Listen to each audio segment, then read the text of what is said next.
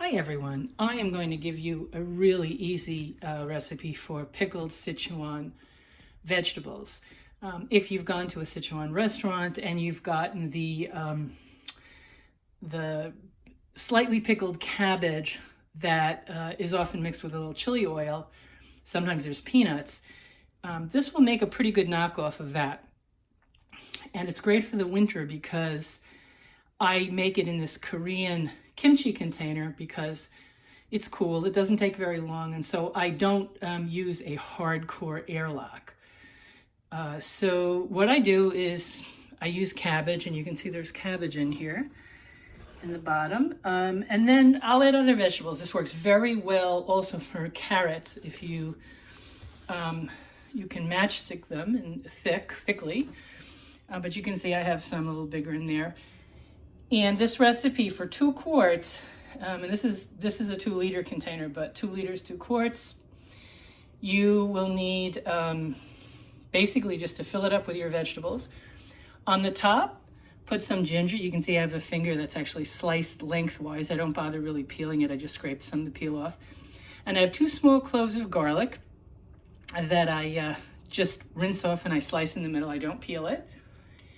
And after I stuff it with the cabbage, and in this case I have other things. I have watermelon radish. That's why the water is pink, because the pink part in the middle basically leached out into the brine. So yeah, your veggies, then your ginger and your garlic. Put maybe 8 or so whole peppercorns, 2 tablespoons of salt, 2 tablespoons of sugar, about an ounce, maybe a little more of either vodka or xiaoxing wine. And xiaoxing wine you could get at any Chinese, Asian supermarket. And then you fill it up with spring water, which I think is the best for fermenting. You can try, some tap water works fine, but I wouldn't try with a whole big batch. I would try with something else. But in my case, I live in the East Bay of San Francisco Bay Area, and tap water works fine for this when I'm out of spring water. So I fill it up, and then I put this outer container in on like this.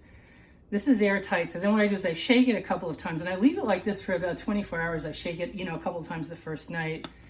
And then the next day, I will put this guy on here, and this functions like an airlock. So it goes in like this, and you press it down, and the liquid's going to come up, and then you have a little, it's like a gasket there. There you go. And then like that, and then you put this other guy on top, and that's how you let it sit. And if it's full to the top like mine, I then put the whole thing in this. So if it overflows, which it definitely will after a few days, and check it once in a while. If the weather's cool and chilly, and I don't keep it warm in my house, it's probably about 65 in my house all the time in the kitchen. This is probably about 7 to 10 days. It's not heavily fermented. So this is definitely something to try. I will give you another recipe for Sichuan pickles at some point, but this works really well. In parts of China, they use like a certain kind of malt candy. But if you use sugar, and particularly if you use a raw, or an organic sugar, that's got a little bit of sort of hints of the little molassesy thing going on, and I think it works really well. But if all you have is white sugar, it's totally fine. And then let me show you how I serve this. Now, I didn't start this recipe from scratch. You know how to cut cabbage. You know how to cut your vegetables. Don't shred them. Make them into little wedges for this. And yeah, just taste it every couple of days and take it out till it's to your liking. This is not something that you want to ferment to the extent of like sauerkraut. You want this to have some life left in it too. It's fermented, but it's not heavily fermented. Okay, so I will show you shortly how I serve this. Okay, this is how I serve them. You can see I've taken them out. I've cut the vegetables. I have dried them first in paper towels. Then I toss them with a little bit of the oil from Laganma spicy chili crisp. That has this sort of numbing in it too. That has the Sichuan peppercorns in there as well. So it has that mala, that numbing, in addition to the heat. So there's a mix of chili peppers in there. You can make your own, but that stuff works very well. So you can see that looks really good.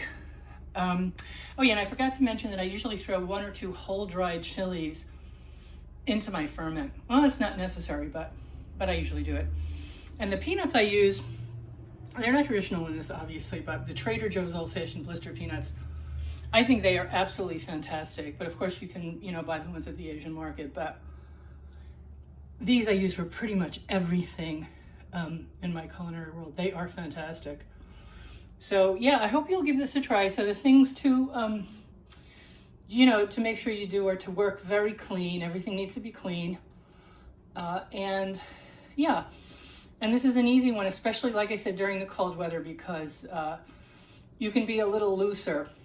It doesn't take that long, even in the cold weather. And it's a chance for you to do something,